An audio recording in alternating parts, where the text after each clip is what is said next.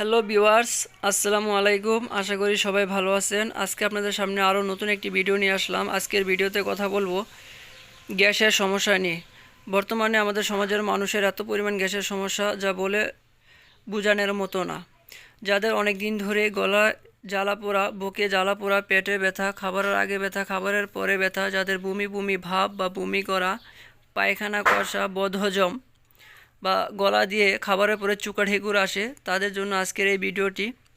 এই ভিডিওতে আমরা আরও জানবো কিভাবে ওষুধ খেতে হবে, কখন খাবো, কারা খেতে পারবে কারা পারবে না, গর্ভাবস্থায় খাওয়া যাবে কি না, শিশুরা খেতে পারবে কি না, সমস্ত তথ্য নিয়ে আজকের এই ভিডিওতে কথা বলবো এবং আরও কিছু পরামর্শ জানবো যে ওষুধের পাশাপাশি যে পরামর্শ গ্রহণ করলে আপনার গ্যাসের সমস্যা কোনো দিনই হবে না।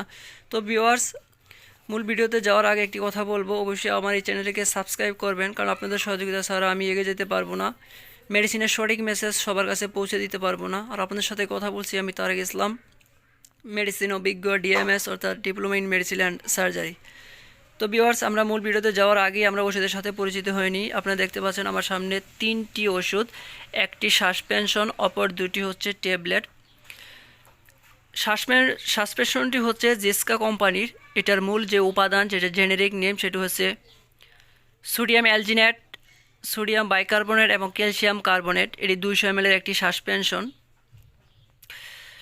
এটার বর্তমান বাজার মূল্য হচ্ছে 250 টাকা। অপর যে দুটি ট্যাবলেট, একটি হচ্ছে ওমিটন ট্যাবলেট, এটা ইনসেপ্টা কোম্পানি, অনেকে এটার সাথে পরিচিত, যেটা ডম্পেডন গ্রুপের। আরেকটি যে ট্যাবলেট আছে, এটা একটি স্কোয়ার কোম্পানির ট্যাবলেট, নেক্সাম মাপস 20, যেটা ইসোমিপ্রাজল গ্রুপের। এটার বর্তমান বাজার মূল্য হচ্ছে 10 টাকা। আর ওমিডন বর্তমান বাজার মূল্য হচ্ছে 3.5 টাকা। তো ভিউয়ার্স, এখন বলবো যে আসলে আমরা এই ওষুধগুলো কারা খাবো।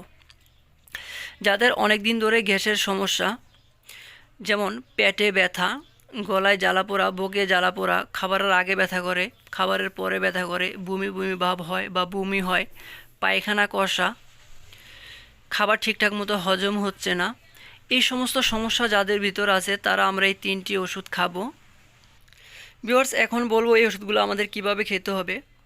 এই সিরাপটি আমাদের 2 চামচ করে 3 বার খাবারের পরে খেতে হবে, অবশ্যই খাবারের পরে খেতে হবে। আর ওমিডন ট্যাবলেটটি, এটি খালি পেটে খেতে হয়, হয়তো বা আপনারা জানেন। এটা আমরা সকালে, দুপুরে, রাত্রে 3 বেলা তিনটা খাবারের আধা ঘন্টা আগে খাবো। নেক্সাম মাম্পস, এটাও খালি পেটে খেতে হবে, সকালে একটি, রাত্রে একটি, এটা 2 বেলা খালি পেটে খেতে হবে। ভিউয়ার্স, এখন বলবো যে এই ওষুধের পার্শ্ব প্রতিক্রিয়া কীরকম। এই ওষুধের কোনো পার্শ্ব প্রতিক্রিয়া নাই, তবে আমি বলবো যাদের হচ্ছে পাতলা পায়খানার সমস্যা, যাদের পাতলা পায়খানা হচ্ছে, তারা এই ওষুধগুলা খাবেন না। অথবা যদি এই ওষুধ খাওয়ার পরে কারো পাতলা পায়খানা হয়, তাহলে এই ওষুধগুলো আপনারা অবশ্যই বন্ধ রাখবেন। এখন জানবো যে প্রেগনেন্সিতে এই ওষুধ খাওয়া যাবে কি না। হ্যাঁ, অবশ্যই এই 3টি ওষুধ প্রেগনেন্সিতে সেফ, বিশেষ করে হচ্ছে সিরাপটি, কারণ এগুলা প্রেগনেন্সির জন্য স্পেশালভাবে আমাদের ডক্টররা ব্যবহার করে থাকে, কারণ প্রেগনেন্সিতে বেশি পরিমাণ গ্যাস হয়।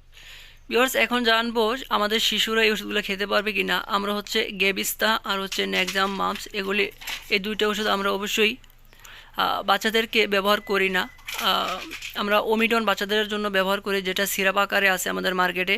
আমরা অবশ্যই বাচ্চাদের সিরাপ 15 দিন খাওয়াবো। ভিউয়ার্স, এখন কিছু পরামর্শ জানবো যাদের হচ্ছে অনেক দিন ধরে গ্যাসের সমস্যা, তাদের জন্য পরামর্শ হলো আপনারা অবশ্যই এই ওষুধগুলা ঠিক নিয়মের মধ্যে খাবেন। আর আপনারা যেটা সবচেয়ে বেশি ভুল করেন, সেটা হচ্ছে আমরা খাবারের পরপরই পেট ভরে পানি খাই, কিন্তু এটা কোনোভাবেই ঠিক না। আমরা হচ্ছে খাবারের পরে শুধু মুখ পরিষ্কার করে পানি খাবো, আর 30 মিনিট পরে, আমি আবার বলছি, ঠিক খাবারের 30 মিনিট পর আমরা পেট ভরে পানি খাবো। আমরা কোনো মশলাযুক্ত খাবার, কোনো তেলযুক্ত খাবার অতিরিক্ত বেশি খাবো না। আমরা খালি পেটে বেশিক্ষণ থাকবো না, দুশ্চিন্তা বেশি করবো না। এই নিয়মগুলো আপনি পালন করলে অবশ্যই আপনার গ্যাসের সমস্যা আর হবে না। আশা করি সবার কাছে এই ভিডিওটি ভালো লাগবে। সবাই আমার জন্য দোয়া করবেন, অবশ্যই আমার চ্যানেলটিকে সাবস্ক্রাইব করবেন। আসসালামু আলাইকুম।